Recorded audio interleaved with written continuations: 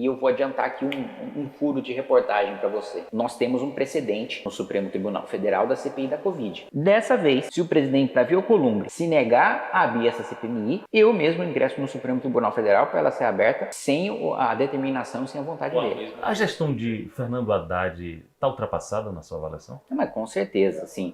Era muito fácil governar o Brasil com a China crescendo 10% ao ano e a gente exportando commodity, né? E isso foi o governo Lula 1 e Lula 2. E é de reboque, né? Agora, você não tem um cenário externo favorável. Pelo contrário, a gente tem um cenário externo desfavorável, né? Então, você precisa fazer a lição de casa. E os governos petistas nunca fizeram a lição de casa.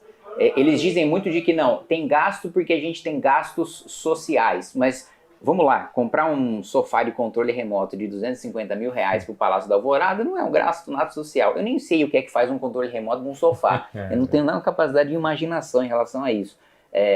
Ultrapassar o recorde de todos os tempos, que já era de governo petista, em relação a diárias e passagens, mais de 3 bilhões de reais, assim, eu sinceramente não consigo entender como você consegue gastar essa 3 bilhões de reais. É muito dinheiro com diária e com passagem. Eu me lembro, eu sou membro da Comissão de Fiscalização, no ano passado a gente conseguiu detectar uma passagem de R$40 mil da ministra Aniele para Nova York, né? Uma passagem de primeira classe, paga com o nosso dinheiro, e também o uso de avião da FAB para assistir um jogo de futebol em São Paulo, em que teve aquela assessora dela que fez aquele comentário racista, né, de que paulista era tudo descendente de europeu safado. Né? No momento que a gente está gravando, desculpa até te interromper, a gente está fazendo a gravação aqui no Congresso do MBL, e as notícias são de que após a viagem para o funeral de Mujica, lá no Uruguai, o presidente Lula completou 106 dias fora do Brasil no terceiro mandato. Também é um indicativo de muitas diárias que podem estar sendo consumidas. Não, exatamente. E veja,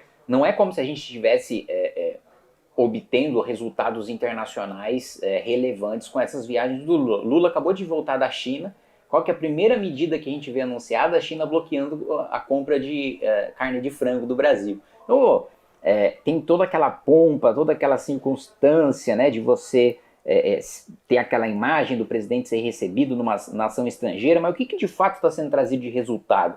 Aliás, a gente passou por um constrangimento gigantesco agora com a primeira-dama. Eu queria conversar sobre isso. Eu queria, até por dois vieses. O primeiro é você um influenciador digital já de muito tempo, antes de ser político efetivamente, já sendo político cidadão, você tem muita participação na mídia digital. Você acha que precisa, como a primeira-dama mencionou lá na frente de Xi Jinping, precisa de regulação dessas redes sociais? As redes sociais, elas já são reguladas, né? O discurso de que não tem regulamentação de rede é uma mentira escancarada, pura e simples. Existe o Marco Civil da Internet, existe o Código Penal. Tudo que é crime na vida real é crime no meio digital, né? O que eles não querem, né, é a legislação de hoje que garante liberdade de expressão. Ou seja, você só é obrigado a tirar uma publicação, ou a rede social só é obrigada a tirar a sua publicação a partir de notificação judicial.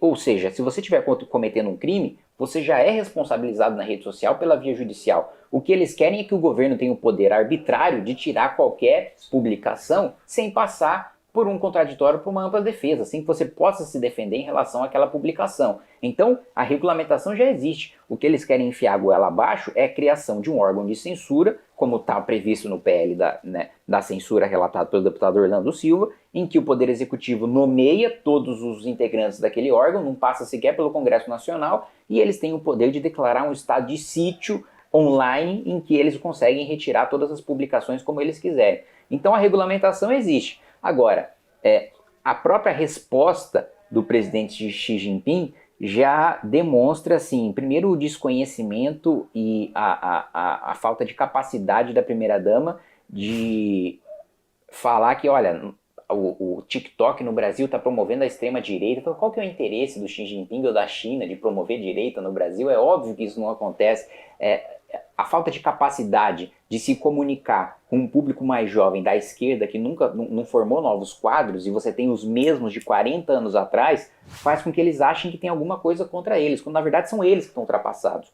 E um outro ponto, a resposta dele foi o seguinte: olha, vocês são uma nação soberana, se vocês querem, regulamentem, ou até vocês podem banir o TikTok do Brasil. Então, para mim, isso sim é uma cena patética você ter que ter uma patada dessa magnitude de um chefe de Estado contra uma primeira-dama por falta de noção. Né? Quem chegou a mencionar esse tipo de gafe diplomática foi chamado de machista ou misógino. Não é uma resposta que tem cabimento? Não, é óbvio que não, né?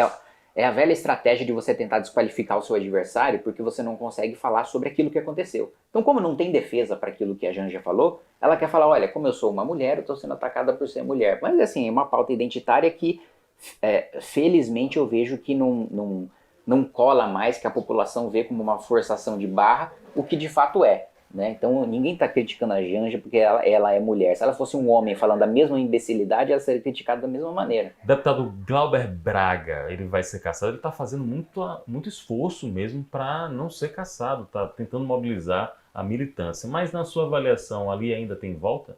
Não, eu acho que tudo hoje caminha para que ele seja cassado, mesmo com toda a mobilização, o fôlego de 60 dias que o presidente Hugo Motta deu para ele, que eu também discordo completamente, acho que o caso dele tinha que ir logo para votação, mesmo porque ele ficou um ano, não digo nem se defendendo, mas fazendo do Conselho de Ética um circo, mesmo porque ele tentou chamar como testemunha, por exemplo, o Felipe Neto. O que o Felipe Neto tem a ver com os fatos que aconteceram, com o fato de um deputado federal ter agredido um cidadão e expulsado esse cidadão a pontapés da Câmara dos Deputados. E outro ponto, o que justifica ele ter me atacado nesse mesmo dia e me acusado nesse mesmo dia? Nada. Então, para mim tinha que ser votado imediatamente. É inadmissível que você tenha um parlamentar agredindo um cidadão e expulsando um cidadão da Câmara dos Deputados, mas, infelizmente, pelo menos enquanto durarem esses 60 dias aí que foi dado pelo presidente Hugo Motta,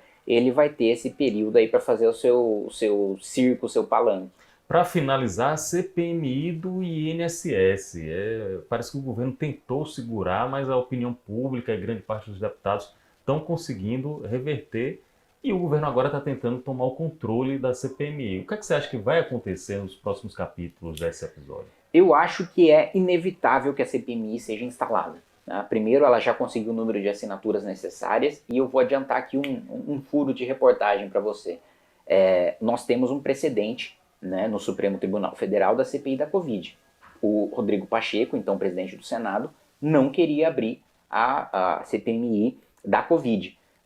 A oposição, à época, então, ingressa no Supremo Tribunal Federal e o Supremo diz o seguinte: CPI é direito da minoria. Então, se coletou as assinaturas, se tem um fato determinado, se tem um período determinado, ela precisa ser aberta, ela precisa ser instalada. Né? E aí a decisão foi instalar independentemente da vontade do presidente do Congresso Nacional. Dessa vez, se o presidente Davi Alcolumbre se negar a abrir essa CPMI, eu mesmo ingresso no Supremo Tribunal Federal para ela ser aberta sem a determinação e sem a vontade dele. Com a mesma jurisprudência. Com a mesma jurisprudência, exatamente. Estou com Kim Kataguiri, deputado federal, segundo mandato por São Paulo. A Câmara, e aí eu vou colocar como cidadão, em tempo recorde, aprovou o aumento do número de deputados, 18 deputados, para tentar reequilibrar questões de federações que perderiam, inclusive a Bahia. Estou falando que a Bahia perderia de 39 para 37 deputados, mas não me pareceu a medida mais adequada. O que é que você acha que o Congresso, a mensagem que a Câmara passou para a sociedade com essa decisão? Não, a mensagem que a Câmara passou é que ela está pouco se lixando para a população e que ela está mais interessada em manter a reeleição dos seus próprios parlamentares. Né? Para mim, essa é uma decisão ilegal, inconstitucional, imoral de aumentar o número de parlamentares. O que a Constituição prevê é a gente redistribuir as 513 cadeiras sem aumentar o número de parlamentares. O Congresso extrapolou na sua função numa tentativa de acomodar todos os interesses e fazer com que nenhum Estado perca. Bom, eu, especialmente como representante do Estado de São Paulo, me sinto ainda mais indignado porque o Estado de São Paulo já é subrepresentado. Sim, bastante. Né? Nós ganhamos, né, nas últimas décadas, 16 milhões de habitantes e não foi aumentado um único deputado federal sequer. Nós já somos subrepresentados. Na prática, o voto do paulista vale menos do que o voto do roraimense. Exato, chega a valer 8, 9 vezes menos. Né? E a democracia pressupõe que um cidadão tenha direito a um voto e um representante, portanto. Enfim, para mim essa é uma distorção completa. Eu acho que essa é uma pauta que tinha que ter uma indignação popular que independe de visão partidária, político-ideológica. Quem vota no Lula, quem vota no Bolsonaro, quem não vota em nenhum dos dois, tinha que se juntar para pressionar o Senado a barrar essa medida. Por fim, você ainda não tem idade para ser candidato à presidência da República, teria que ter no mínimo 35 anos. Quem você, pelo União Brasil ou pelo próximo partido Missão, acha um bom nome para centro-direita, caso Lula venha a ser candidato à reeleição? Olha, nós temos dentro da Missão, né, alguns quadros que são muito qualificados para disputar a presidência da República. Nós teremos um candidato à presidência da República, isso eu garanto para você. Quem ele vai ser, nós ainda vamos decidir. Mas nós temos quadros como meu próprio colega fundador de movimento, o Renan Santos, que deve ser o presidente do partido. Nós temos Cristiano Beraldo, que é hoje um grande quadro também do Movimento Brasil Livre e que também tem uma estatura moral e intelectual e uma convicção também grande para ser presidente da República. Nós temos um nome muito próximo de nós também e muito popular, que é o Danilo Gentili, e que já flertou algumas vezes em disputar a eleição para a presidência da República.